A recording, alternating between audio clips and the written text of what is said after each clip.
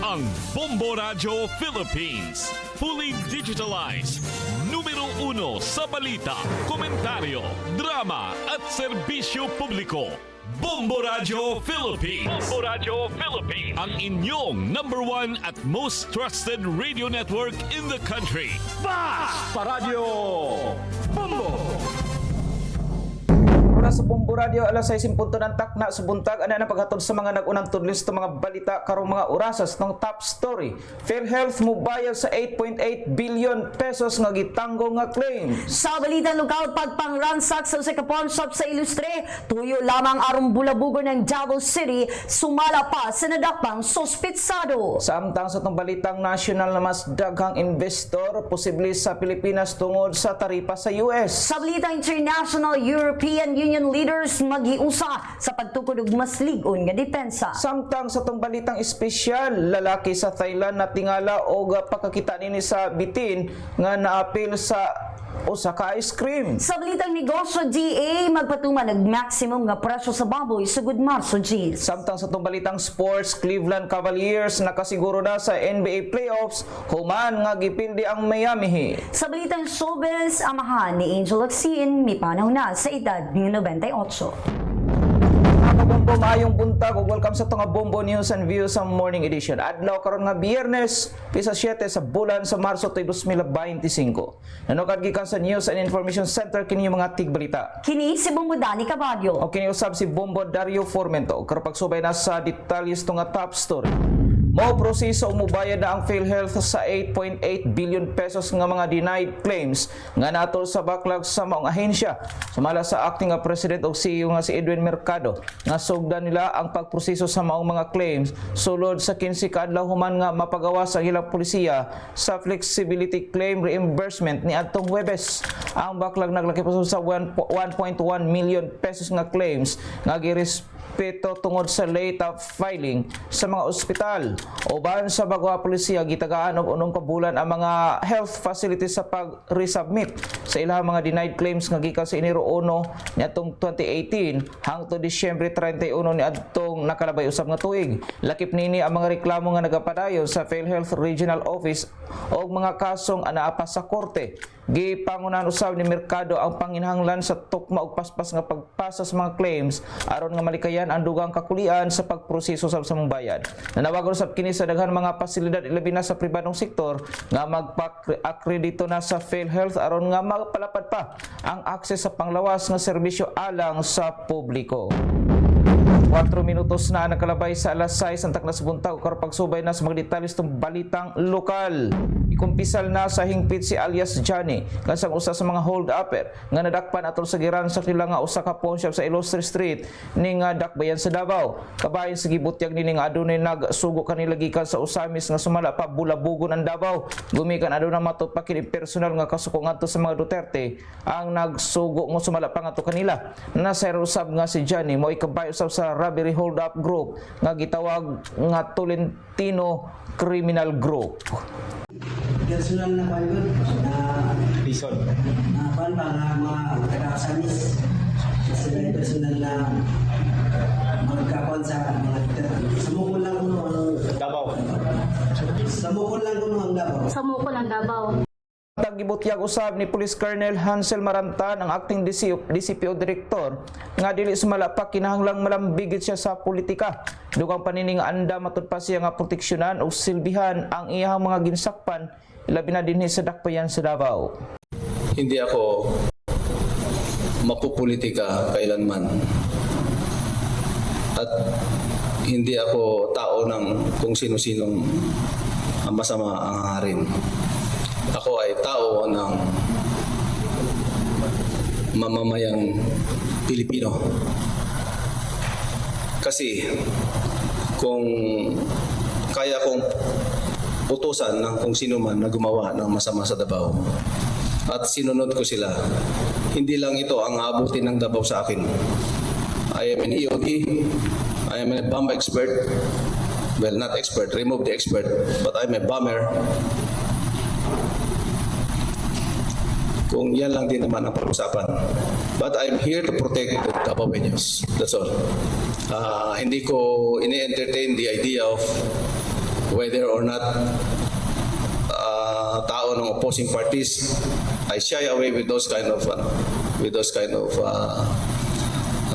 issues because I can no longer perform if I will entertain those issues.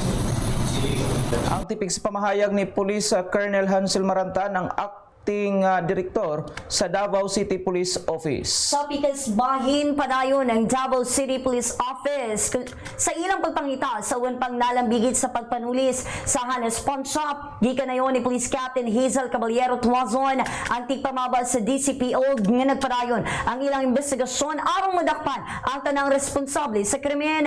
Kaniadto milabay nga adlaw nagpagawa sa public advisory ang Davao City Police Office ngadto sa publiko aron matabangan sila sa pagpangita ngadto kang Jerome Calo alias Jerome nga residente sa Hinguog City, Misamis Oriental. Si Calo usa sa mga suspitsado sa pagpanulis. Sa nahimong follow-up operation ni atong milabay nga Marso 3 ning tuiga na-recover sa otoridad ang getaway vehicle nga gigamit sa insidente. Nakita kini nga nakaparking sa May Butuan City, Cagayan de Oro National Highway, Purok 1, Barangay 24-A, Hinguog City, Misamis Oriental.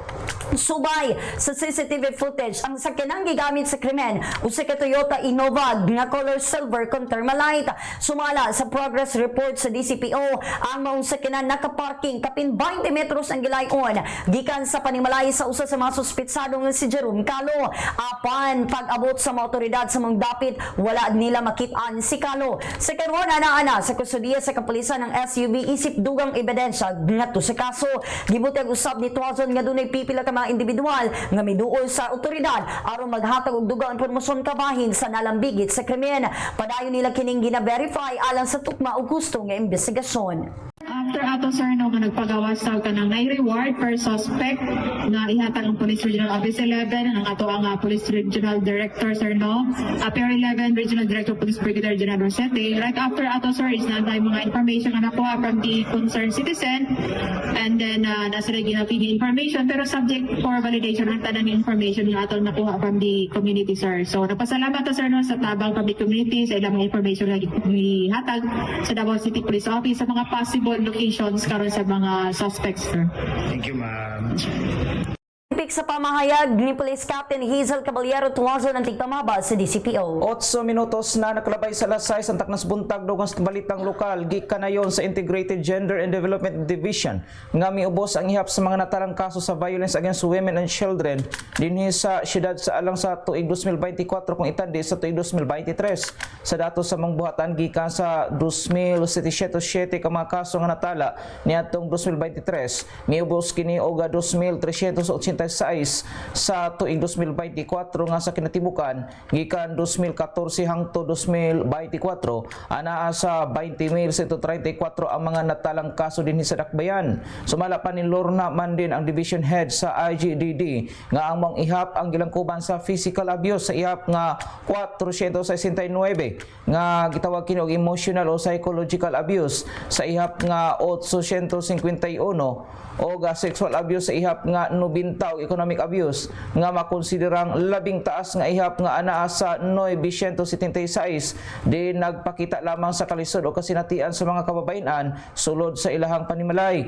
Hinuon hugot ang pakigalay usab sa buhatan sa Davao City Police Office alang sa pagtubag sa inisgutang concerns ilabi pa sa mga nakasinati og pagpangabuso. Nagapadayon usab ning kasamtangan ang mga programa og educational campaign sa mao nga buhatan subay sa pag-ila sa Marso isip National Women's Month. Gipakusgan karon sa City Health Office ang kampanya sa Balanced Diet subay sa pagsaulib sa World Obesity Day karong ingon man kagahapon adlaw. Sumala pa ni Dr. Tiffany Atega, Breastfeeding and Nutrition Service Coordinator CHO nga nagpadayon karon ang paghatod og libreng mga serbisyo ug programa sa buhatan ngadto sa katawhan dili lamang sa mga kabatan-unan lakip na sa maidaran pinaagi sa paghatag og libreng consultation for balanced diet sa mga nutritionist ug dietitian sa nakadiyang district health offices aron malikayan ang mga riskong hatod sa sobra ug kulang nga timbang. Kahinumduman nga subay sa datos sa rehiyon, mubalor ingon man miabot ngadto sa 36,000 ka mga kaso sa hypertensive diseases ang natala sa tuig 2023 nga gilangkuman sa adunay mga sakit sa kasing-kasing, diabetes, stroke ug uban pa hinungdan sa pagpakusog sa ilang kampanya sa pinggang Pinoy nga adunay talaan sa may healthy foods nga angay ikonsumo matag adlaw. Gihatagan sabog ni bugaton sa doktor ang importansya sa pag-ehersisyo ug pag-inom og tubig aron magpabiling hydrated. Alayon niini giawag sa buhatan ng publiko sa pagbisita sa 18 ka mga district health offices aron maka-avail sa mga libreng programa sa iskutan ng panlawas nga nahimutang sa Agdao, Baguio District, Buhangin, Bunawan, Kalinan, El Rio, Jacinto, Marilog, Mini Forest, Mintal, GSIS-HSC, Pakibato, Puan, sa SIR, Tomas, sa Claudio, Toril A ug Toril B Health Centers. 11 minutos na nakalabay sa alas 6 ang taknas buntag dugang sa balitang lokal. Target karon sa Davao City Fire District ang pagbisita sa 26 ka mga barangay aron sa paglusad sa Uplan Ligtas Pamayanan on the road karong tuiga.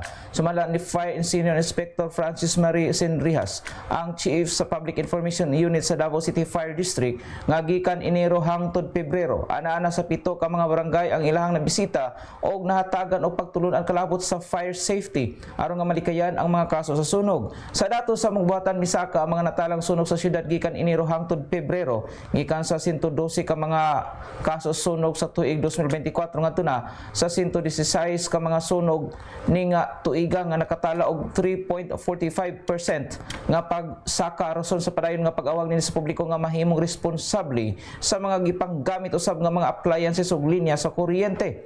Sa karon, labing ginatutukan sa buhatan ang mga nagkalinyad o nakalinyadang aktibidad sa pagsaulog sa Fire Prevention Month.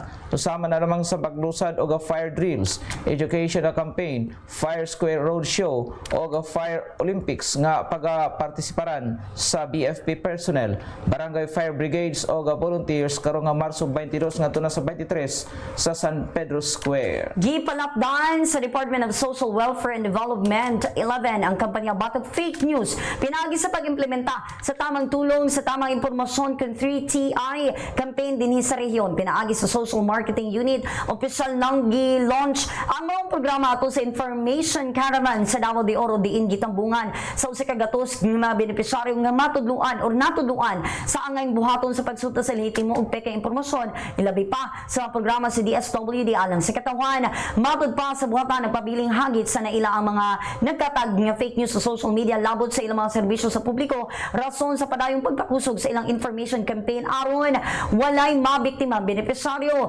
Subay niini gitudluan sa DSWD ang mga benepisyaryo sa pag-access sa lehitimong social media accounts pinagi sa QR code alang sa paspas ug reliable nga information. 13 minutos na nakalabay sa alas 6 ang taknas buntag dugang sa balitang lokal. Mas gipaligon karon sa City Agriculturist Office ang pagigalayon nini sa mga barangay aron sa pag-awhag kanila sa pagmugna og malungtaron og epektibong agricultural programs nga dakong tabang ngadto na sa mga mag-umadri sa syudad. Sumala pa ni Dr. Antonio Obsiuma, officer in charge sa Cagro, nga adunay kasabutan og panagpulong ang buhatan ngadto na sa mga barangay alang sa mga plano sa sektor sa agrikultura. Kalakip na ang pasalig sa paghatag og suporta ngadto kanila.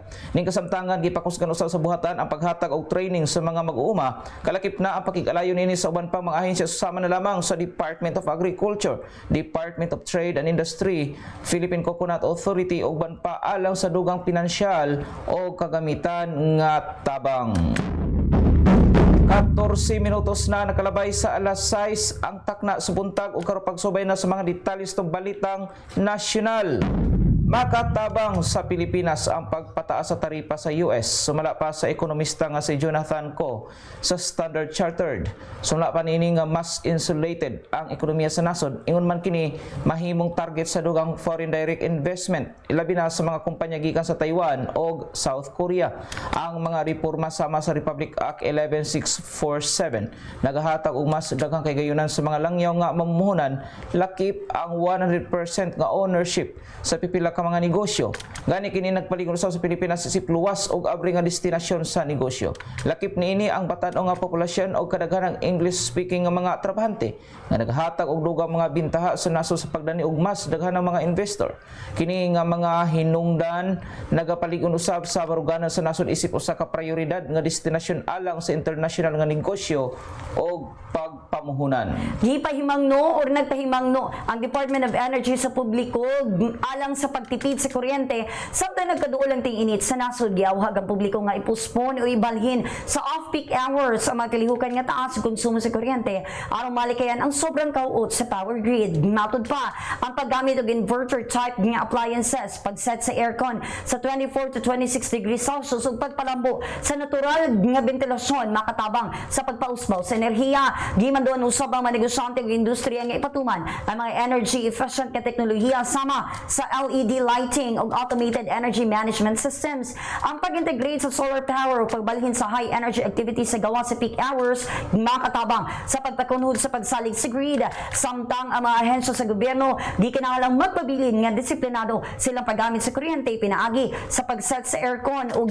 paglimitar sa operating hours nini. Sumala pa si DOE bisan pa sa nakataas nga demand ang bag-ong power projects ug high voltage direct current interconnections makatabang sa pagsiguro nga dunay igo nga supply sa kuryente sa nasud. Dugang pa ang epekto sa La Nina ug padayon nga tubig gikan sa mga dam makatabang usab sa pagpabilin sa kalikod sa supply sa kuryente. 17 minutos na nakalabay sa lasay Santak Nasbuntag dugang sa Balitang Nasyonal.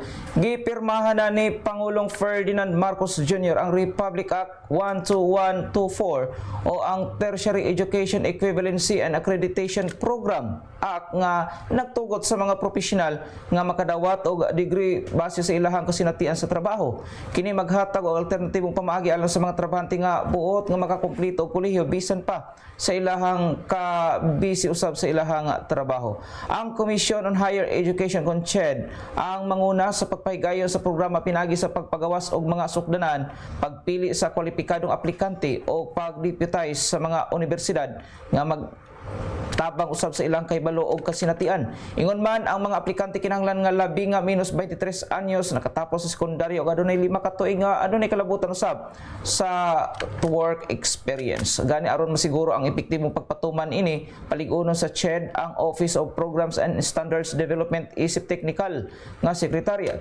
Dugang panini nga ang ahensya magbantay usab sa mga universidad nga mosalmot sa programa mopahimutang og standard fees o magpahigayon og konsultasyon uban sa lain pang adunay kalabutan nga sektor. Gipaningkamutan ni Senate President Francis Cheese Escudero nga mapalig-on ang regulasyon sa industriya sa mina aron mapahimusan kini sa ekonomiya. Sa Senate hearing iyang gibutyag nga daghang exploration permits kun EPs ug mineral production sharing agreements ang wala magamit nga supa sa Philippine Mining Act of 1995 bisan pa sa dakong reserba sa mineral ang sektor sa pagmina nakatampo lamang og 0.71% sa GDP o 0.54% sa empleyado ni adtong 2024. Giyawag nini ang Department of Environment and Natural Resources nga tangtangon ang diskresyon sa pagdumala sa mga mining permits aron malikayan ang korupsyon.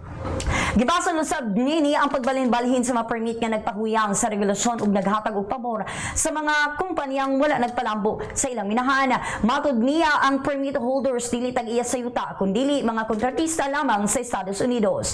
Ingon man sa estado, gisugyot usab ni Escudero nga ang mga reforma mamahimong ipatuman pinaagi sa administrative orders o memorandum circulars inay nga maghimo og bag-ong balaod. Sumala pag kini makatabang sa pagpasiugda og mas katinawan og epektibong sistema sa pagmina nga mopabor sa mas angayan nga mumuhunan ug maghatag og mas dako nga benepisyo sa ekonomiya sa nasod. 19 minutos na nakalabay sa lasay Santak Nasbuntag katapusan sa Balitang Nasyonal. Gipakita ni Pangulong Ferdinand Marcos Jr. ang hinungdan sa pagkahugno sa Kabagan Santa Maria Bridge sa probinsya sa Isabela atol sa iyang inspeksyon sa mga lugar kagahapon adlaw. Sumala pa sa Pangulo nga ang tulay adunay sayop nga disenyo og napagan og pagkunhod sa pundo nga hinungdan sa kaluyo sa struktura o kahug kahuyang sa istruktura. Ang orihinal nga kantidad sa proyekto nga 1.8 billion pesos gipagamay ngadto na sa 1 billion pesos sinungdan nga napakyas ang kalidad sa mao nga proyekto. Gipunto ni Marcos nga ang tulay walay suporta nga cables o wala pay susamo usab nga mga disenyo sa kalibutan hinungdan nga kini dali ra usab nga nahugno. Gipasidan usab nini nga adunay manubag kung mapamatudan nga adunay korupsyon sa retrofitting sa tulay. Dugang pa sa Pangulo nga gisusin na usab nini ang sitwasyon aron nga masuta ang angay nga buhaton alang sa mga apektado sa mao nga panghitabo. 20 minutos na nakalabay sa alas 6 ng taknas buntag para pagsubay sa mga detalye itong balitang internasyonal. Nagpatawag og emergency summit ang European Union sa Brussels aron nga palig-unon ang depensa sa Europe human sa pag-atras sa suporta sa US ngadto na sa Ukraine. Ang pagkawag sa tabang militar sa Washington nagbilin og dakong pangutana sa kasaligan iniisip kaalyado sa seguridad gihisgutan sa summit. Ang 800 billion euros nga plano sa depensa aron nga mapanalipdan ang Europe batok sa hulga sa Russia. Si Ukrainian President Volodymyr Zelensky nag-auhag sa paghimo og European Army samtang ang France ug UK misuporta usab sa plano sa kalinaw. Kabahin ini misugot usab ang mga leader sa pagpasaka o pagpataas sa gasto sa depensa.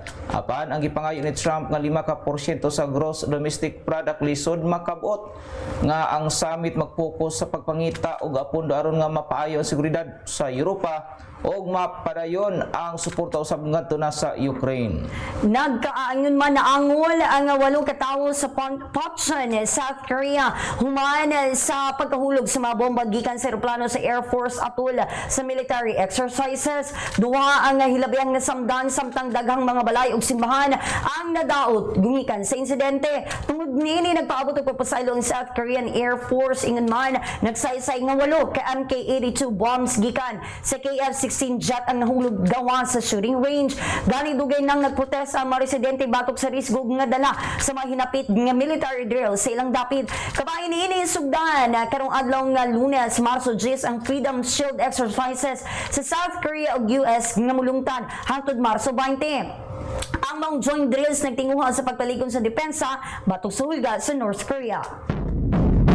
22 minutos na nakalabay sa alas 6 ang taknas buntag o karpagsubay na sa detalye ng balitang espesyal.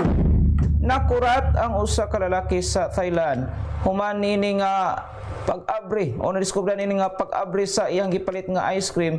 Iyang nakitaan ang usa ka bitin nga nagluko nga nigahi na kini.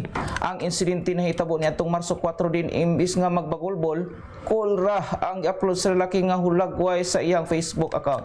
Wala maglugay ni viral kini. Nakadawa 2,000 ka mga reaksyon, komento ingon man, magpaambit gikan sa mga netizens nga dili pa sigurado ko nga giunsa napaso o paunsa napasulod ang mao nga bitin sa ice cream nga naputos apan daghang nagaduda nga kini posibleng usa ka golden tree snake, usa ka makahilo nga mata usa sa bitin nga makita sa daghang nasod sama sa India, Thailand o Vietnam. Samtang ang ulo sa itom og yelo nga bitin klaro kayo makita sa hulagway nga nakapapukaw usab sa kasuko og katawan usab nga reaksyon sa mga netizens. Gani ang uban nagbinuang pa nga nagkomedya pa nga basin buhi pa kini kung matunaw. Samtang ang uban misulti usab nga dugang protina lamang kini sa ice cream. Sa kinatibukan nagpabilin nga wala pay opisyal nga pahayag gikan sa mga otoridad og ingon man sa kumpanya sa tigama sa mong ice cream gumikan sa mong panghitabo. Apan kini nagbutang og dakong kabalaka sa publiko kabahin sa kalidad o kaluwasan ingon man kalimpyo sa pagkaon nga gibaligya nini nga tuna sa mga nagkanitidan o mga merkado. Samtang sa ato ang balitang negosyo mo gamit ang Department of Agriculture ug maximum suggested retail price sa baboy sugod Marso 10 tuiga. Sumala ni Agriculture Secretary Francisco Chu Laurel Jr. ang presyo sa liempo ipatuman sa 380 pesos matag kilo samtang ang kasim ug pigeg na mahimong 350 pesos matag kilo kini ipatuman sa merkado base sa National Capital Region. Gipasiugdan ni Laurel nga kini nga desisyon resulta sa konsultasyon sa mga negosyante, mamaligya ug mga producer sa baboy. Samtang di mag-usab sa MSRP human Sa usa ka bulan aron masulta kung kinahanglan ba nga naay kausaban sa presyo. Apan ang MSRP dili ipatuman sa mga supermarket ug hypermarket gumikan sa ilang mga taas nga galastungon sa operasyon. Kahinduman sa milabay nga Pebrero, misaka ngadto sa 12.1% ang presyo sa baboy sumala. Sa Philippine Statistics Authority, gipasabot ni Assistant Secretary Divina Gracia del Prado nga ang African swine fever padayon nga nakaapekto sa supply sa baboy sa nasod. Apan gilauman nga ang MSRP makatabang sa pagpaminos sa pagsaka sa presyo sa baboy. Bili sa piso batok sa langyaw nga sa Lipi, US dollar 57 pesos and 32 centavos, Hong Kong dollar 7 pesos and 39 centavos, Singaporean dollar 43 pesos and 20 centavos, Saudi Arabia rial 15 pesos and 33 centavos, habang sa euro 62 pesos and 4 centavos. 25 minutos na nakalabay sa alas 6 ang taklas buntag o karpagsubay na sa detalles ng palitang sports. Nakasigurado na ang Cleveland Cavaliers sa ilahang pwesto sa NBA playoffs human sa usa ka makusog-usab nga kadaugan kontra sa score nga 112 kontra sa score nga 107 nga kadaugan batok sa Miami Heat. Gidala ni Donovan Mitchell ang Cavs sa ilahang ika-12 nga sunod-sunod nga mga kadaugan pinag-usab sa ihang 26 points. Bisan pa sa ligon nga paningkamo sa Heat nga naguna pa og 7 ka puntos sa ulahing bahin usab sa dula. Dili lamang si Michelle ang misilak sa duwa, apan lakip na usab si Evan Mobley, nakahimog 16 points o 13 rebounds, samtang si Darius Garland mitampo og 15 points og 10 assists. Sa laing bahin si Bam Adebayo mo'y naguna usab sa Miami pinagi sa iyang 34 points, apan wala kini makapugong sa dominasyon sa Cleveland sa Eastern Conference nga adunay 52 ka mga kadaugan og napulo nga pildi sa ilahang record. Bisan og dalipay si Michelle sa ilahang pagsiguro sa playoff spot, yang gipasiugda nga daghan pa sila og amisyon sa season. Samtang ang Cavs nagbarog isip unang team nga naka-book og playoff ticket. Ang Boston Celtics napakita usab og kakusog pinagi sa 128 nga score kontra sa 118 nga kadaugan batok usab sa Portland Trail Blazers. Diin sila Derek White og Peyton Pritchard mi score og tag 40 points nga performance. Samtang sa tong Bombo Showbiz balita, subo nga gipahibalo sa pamilya ni Angel Locsin ang pagpanaw sa ilang amahan nga si Angel Colmenares ni adtong milabay nga Marso 5 ning tuiga sa edad nga 98 anyos. Sa ilang pamahayag nangayo sila og pribasiya og nagpahayag usab og pasalamat sa tanan nagpaabot silang simpatiya og kaguol sa maong pagkawala. Gipadayag sa aktres nga usa sa iyang mga handumanan sa iyang amahan mao ang pagpalit niya og beach property sa Zambales isip pahalipay sa iyang sakripisyo alang sa ilang pamilya. Bisan pa sa iyang pagpaningkamot nagpabili ng iyang pagbasol nga wala niya mapayo ang mata sa iyang amahan. Ingon man usa sa mahinungdan nganong nagpabilin siya sa showbiz aron makatigom alang sa operasyon. Bisan sa kasubo na napadayag o gipadayag ni Locsin ang gugma niini sa iyang amahan nga naghatag kanila sa tanang panginahanglanon. Sa ilang kasakit ang pamilya nangayo og respeto sa ilang privacy ug nagpasalamat sa tanang nagpaabot sa ilang gugma ug suporta. 28 minutos na nakalabay sa alas 6 ang takna sa buntag atong nga balikan ang mga nag-unang tunis ng mga balita karong mga orasa. Sa itong top story, PhilHealth mubayad sa 8.8 billion na pesos nga gitanggo nga claims. Sa balitang lokal, pagpangransak sa usa ka pawn shop sa Ilustre, tuyo lamang aron bulabugon ang Davao City sigon kana sa usa ka suspect nga nadakpan. Samtang sa itong balitang nasyonal, mas daghang investor posible sa Pilipinas tungod sa taripa sa US. Sa balitang international, European Union leaders maghiusa sa pagtukod og mas ligon nga depensa. Samtang sa itong balitang espesyal, lalaki sa Thailand nakurat pagkakita og bitin nga naapil sa ice cream. Sa balitang negosyo, GA magpatuman og maximum nga presyo sa baboy sugod Marso 10 ning tuiga. Sa itong balitang sports, Cleveland Cavaliers nakasiguro na sa NBA playoffs human nga gipili ang Miami Heat. Sa balitang showbiz, amahan ni Angel Locsin mipanaw na sa edad ng 98 anyos. Mga kabombo mo ito naglangkob sa itong Bombo News and Views sa morning edition. Adlaw karon nga Biyernes, pizza 7 sa bulan sa Marso, tuig 2025. Nanukad gikan sa News and Information Center kini yung mga tigbalita. Kini si Bombo Dani Caballo. Og kiniusab si Bombo Dario Formento para sa number 1 and most trusted radio network in the country, Bombo Radio Philippines. Basta Radio. Bombo! Ani ana ang giya sa mga pagkaon